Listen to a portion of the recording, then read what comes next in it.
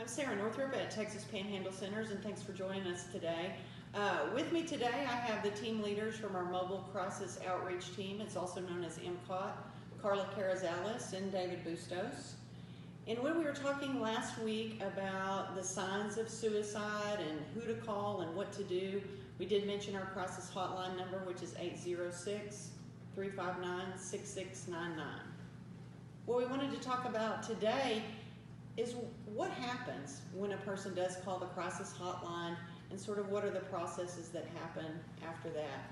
We felt like the best people to answer those questions were our crisis team. So Carla, if I'm a person that calls the crisis hotline and I'm in distress and maybe having some thoughts about suicide or killing myself, who's going to be on the other end of that call?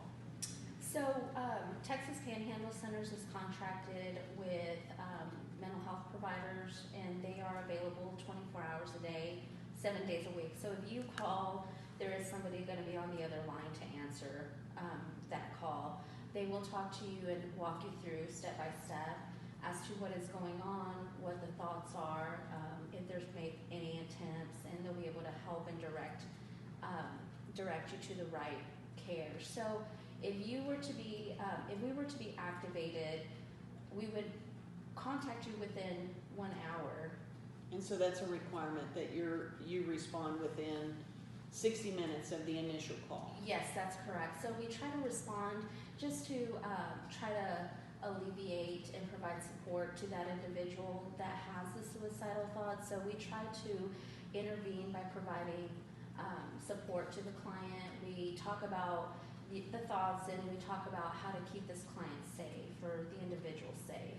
And so we do hear a lot, at least in our profession, about a safety plan. And so, yes. David, what does a safety plan mean? Well, the safety plan really is just something that you can use for yourself to kind of help keep you safe. It is designed specifically for you. Some of the things that entail in the safety plan are ways to distract yourself, people you can get to talk about things depending on what level you're at. We have them designed for distractions if you need actual help, and then a step-by-step that leads up to professional help if you need it. So even if I call the crisis hotline, just because I call doesn't mean I have to go to the hospital, does it? No, it does not. Okay. How would you know if I did need to go to the hospital? I mean, if it was really to that level that I needed some more intensive care. We have a crisis assessment that we do, and in the process of asking those questions, towards the end of it, we kind of make that determination whether we feel like that's the best place for you at the time. Okay.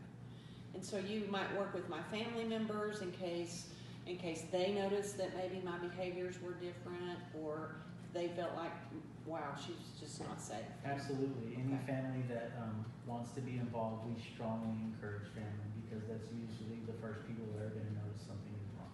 Okay. And do you have to be a client at Texas Panhandle Centers to be able to access the crisis hotline or crisis services?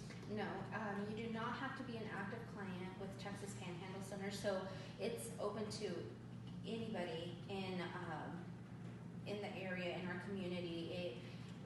You can call in. A crisis doesn't necessarily mean that it's long term, so you can have a short crisis and consider, having to try to get some assistance to go through the current situation that you're experiencing. So we can provide support to make sure that you're safe during that period. So no, you don't have to be a client, and it's available to anybody. So our agency serves the upper 21 counties of the Texas Panhandle, which is a very large geographic area. And as Carla said, we are required to respond within 1 hour when we do receive a crisis call. So Carla, during COVID-19, how is that changing the way that you deliver crisis services, and especially in this vast area? So the services that we're delivering, they're still available to the individuals. We are delivering them in 2 different methods. We are working with clients over the phone, so we are still trying to engage the individual over the phone, and we also have our telehealth system, where if you were to be in Perryton or in Borger and you would like the option to see, kind of put a face to my name, then we can have the option of seeing each other over our telehealth. And that kind of helps also to build rapport and be able to provide some extra support that way. So when we were talking about the possibility of me calling the crisis hotline, and how would you know if I needed to be hospitalized, those kinds of things, after you do an assessment with me, are you the person that would decide if I go to the hospital or not? No, actually, we work with everybody during the assessment. Medical professionals will contact the pavilion if we need to. We'll staff it with them. We make sure that it's a group effort and a group determination, but it is not just me singular that makes that. Okay, so you're working with other people to make sure that's care in my best interest. Absolutely. So Carla, if I do call the crisis hotline, are you going to tell my family that I called? Are you going to tell my family that I'm having thoughts about wanting to kill myself? Where does my information go? I guess, there's a stigma related to sometimes asking for help or getting help. And I want to be sure that, you're going to take care of me. So your information is going to stay private and confidential. We do encourage that you, in the safety planning, that you include family, that you include friends, people that you can confide in, that you can call whenever during this process. But we do recommend, we highly encourage that you include family and friends, somebody that you can call. But your information, if you do not want to share your information with anyone, or the reasoning that you're calling, we do not share that information with anyone. You are protected by HIPAA. So feel free to, if you want to make a phone call and you're afraid that maybe somebody else might find out, make that phone call, because we are going to keep your information private.